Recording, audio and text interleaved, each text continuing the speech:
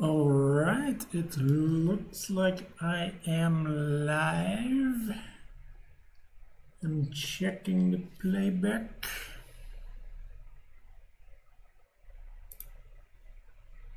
Looks my connection is perfect. Oh yeah, I'm seeing things changing.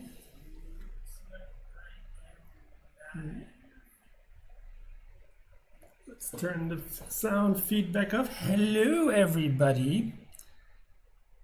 Can you all hear me? How is your Corona weekend going? I'm assuming that most of you have had your gigs canceled and were crying because it's a bad time to be in the event industry and also a bad time to be sick and a bad time. It's crazy stuff happening. But yeah, the good news is that I have time to explain you some stuffs about mappings and booths and slices and whatnot. So I'm going to dive right in. If some of you have problems hearing me, quality problems, just holler in the chat. I'll keep my eye on that. There's a little bit of a delay, but I'm going to keep my eye on that. So what I want to talk about today is the problem of the overlapping LED panels, LED panels of the overlapping booth. So to get everybody in on the ground floor, the problem of the overlapping booth happens when you have LED panels that overlap other LED panels on the stage. I'm going to be using the example from the Rock in Rio New Dance Order stage that was designed by 250K, which is a gorgeous stage. And I was lucky enough to play on it for 2 consecutive weeks during Rock in Rio, which was an amazing experience. And it is a really good example to show you the overlapping booth problem because, as you can see in the picture here, it has a DJ booth which is in front of a upstage wall.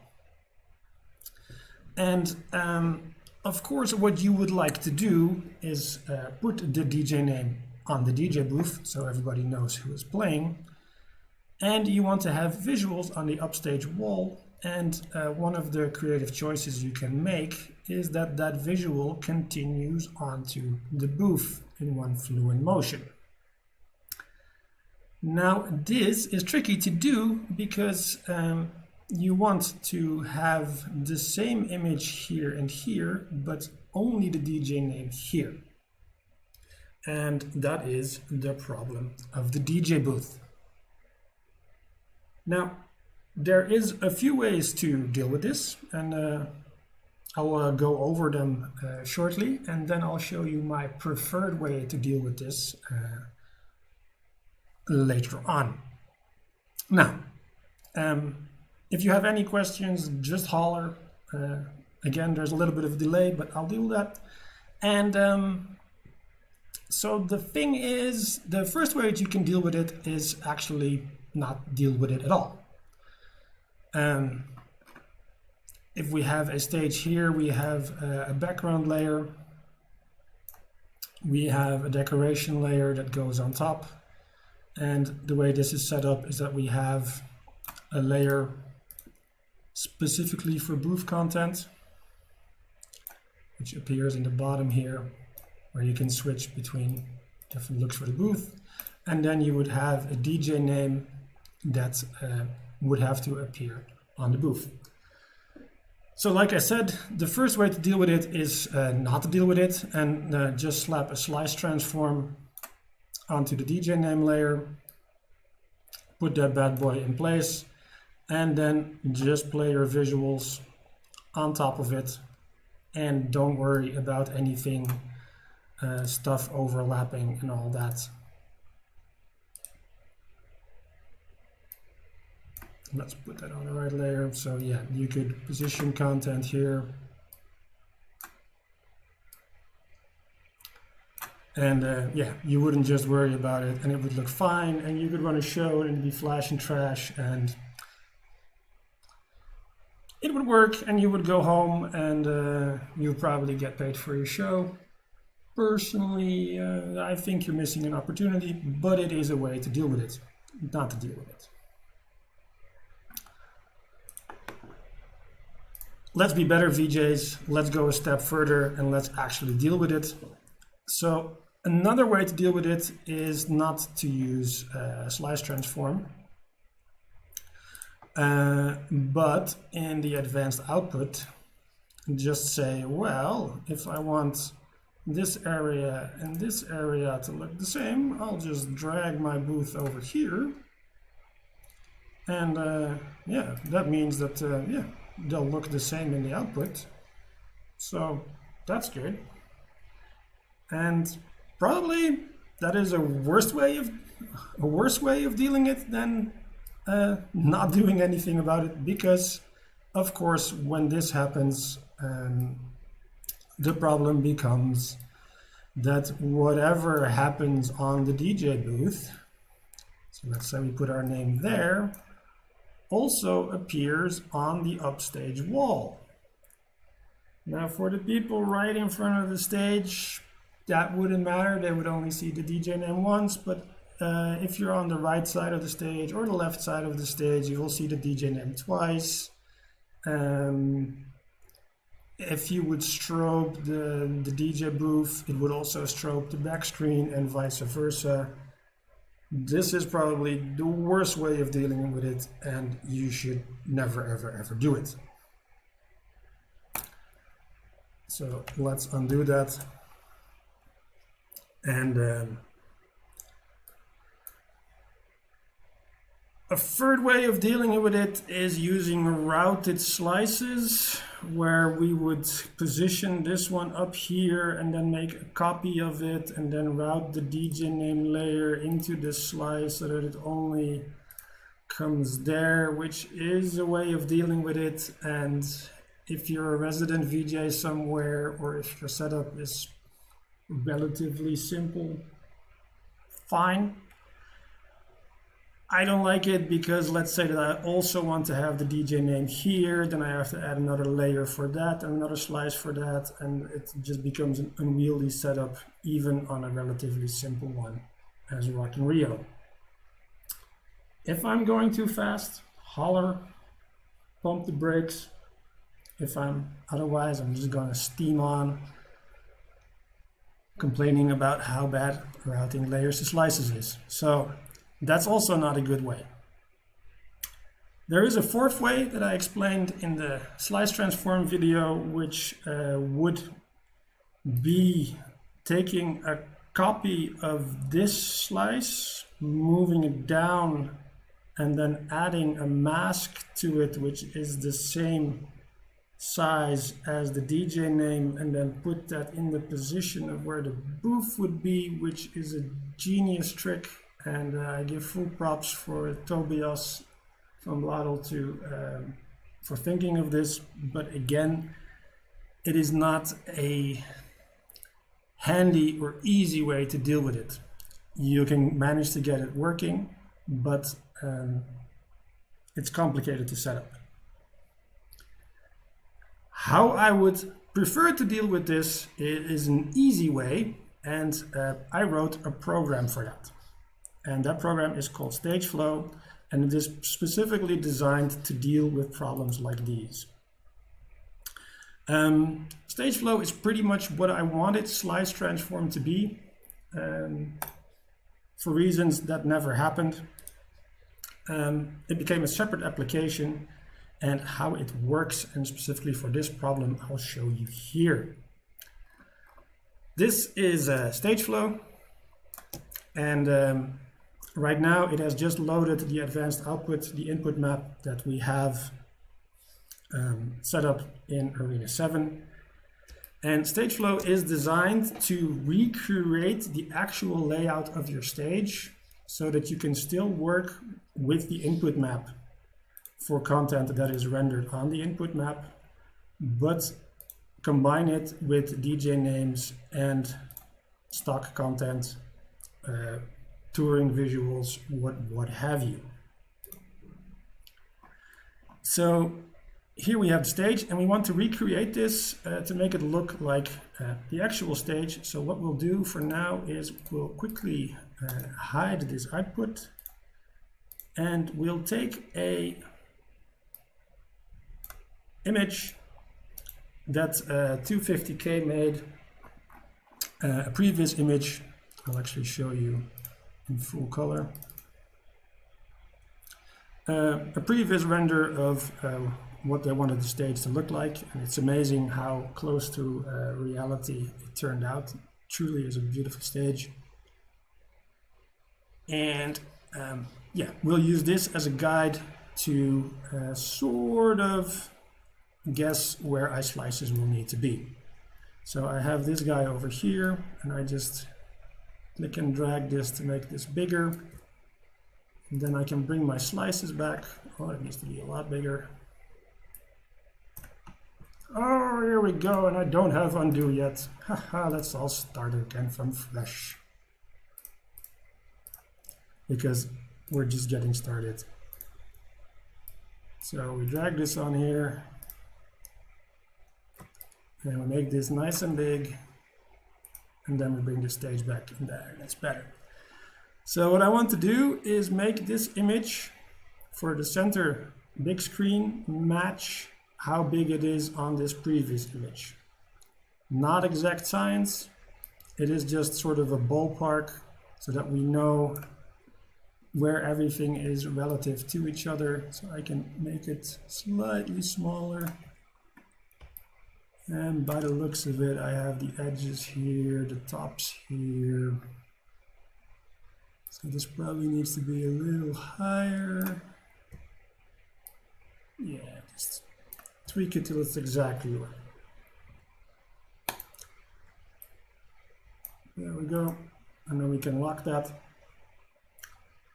Now we take the other slices and we move them sort of where they are relative to each other. And here I hold down Control so that I don't have any snapping. So I just sort of eyeball where these guys need to be. And then on the other side, I do use snapping. And here it snaps over the center axis so that we're sure that his little brother is exactly on the other side of the axis. And here we do the same thing. Need to search for it a bit. There we go. Now we know that this guy is exactly mirrored from this guy, and this guy is exactly mirrored from this guy. That sort of thing matters to me. And if it matters to you, you're doing good. So now we start adding overlaps. And as you can see, we have the center screen here, which has center bottom, center top, and center bottom. Center bottom is in front of center top, sort of like this. And then we finish it by taking the booth, which is level with the bottom of center bottom. And now we've roughly recreated the stage as it is in real life so that we can start playing with it. Now, the first thing that I usually do is I create a single look where I can span content across this stage, where the whole thing can appear as one continuous image. So I create a look number 1, and I hit the plus to create it. And at this point, it is good to remember that we're dealing, in this case, with stock content, which is 1920 1080, because that is the size of the stock content that I brought from my tour. So that's what we'll have to work with. And StageFlow tells you that you're scaling this up 200%, which is probably too much to get away with on a show. But for now, we'll just use this look to see what StageFlow does. Because what StageFlow does is that we can apply this on a layer. Look for the stage flow effect. And it automatically figures out where everything needs to be to create this continuous image across all the screens. And to really understand what's going on, I'll also enable a preview here, where we see exactly that content leaves one screen, continues on another screen, and then continues on the booth. So we have one beautiful continuous image. At this point live, you would probably use some diagonal lines to really see on the actual stage if you manage to line everything up the way it should, which is always a good trick to get things exactly right.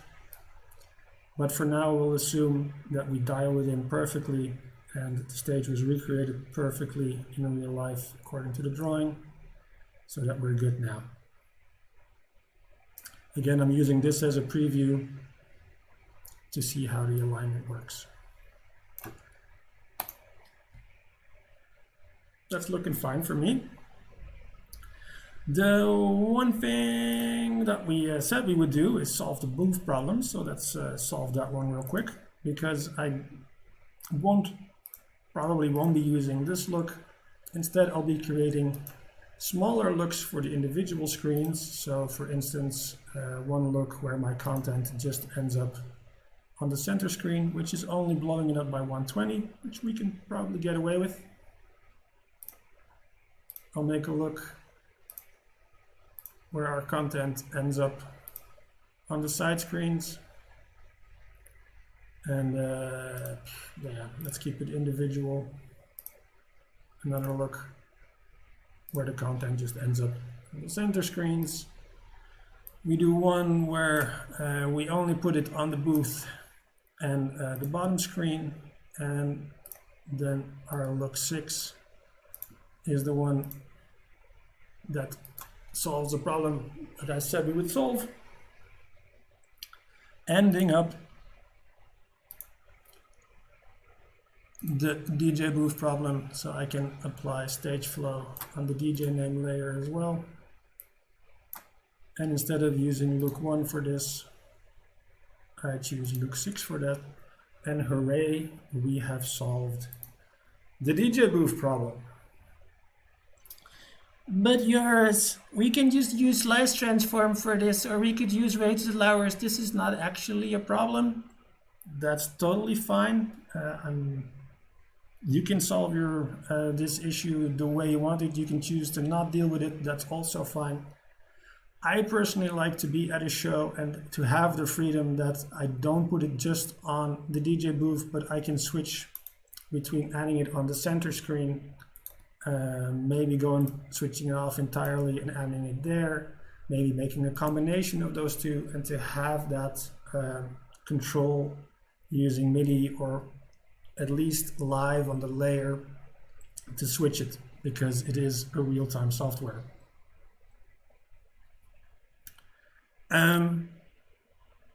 The other thing why I really designed StageFlow is to take it one step further, is to not just solve this problem, but to also be creative with your content.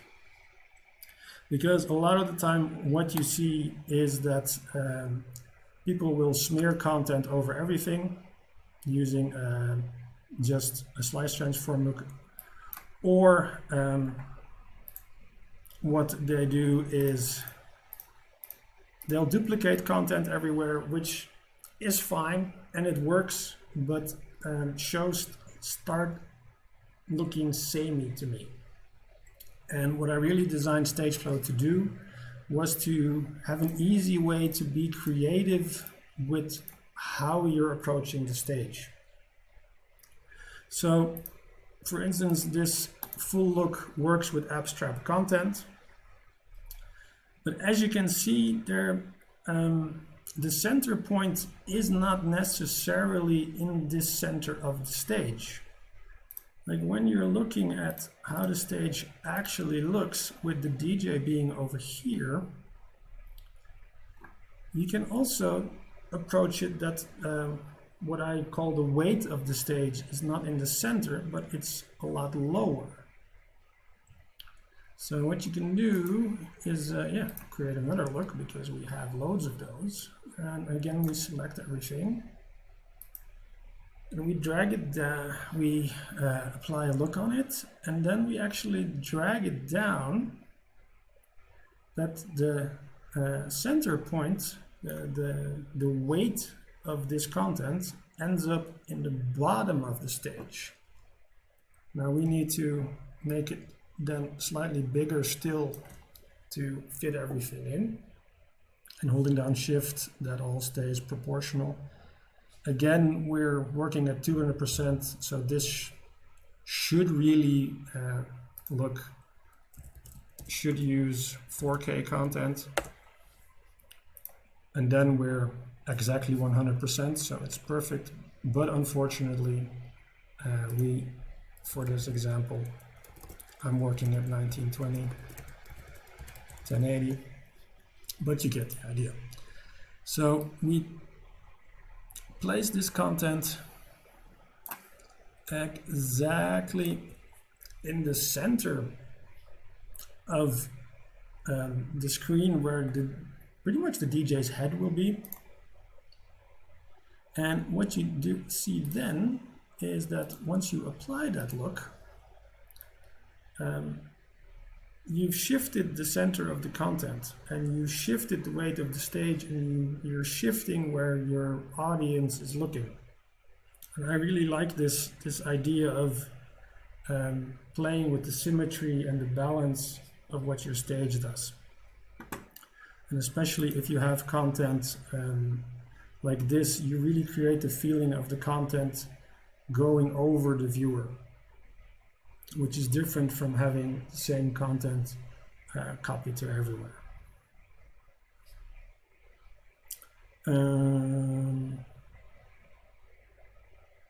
This is not to say that this look is not nice and that you can't combine it with certain stuff like that, but you get where I'm going with this. And then especially if you start combining stuff together, because another look that you can create is to treat these guys as a single screen.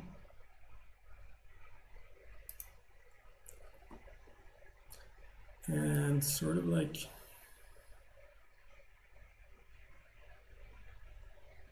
take it with the center roughly here.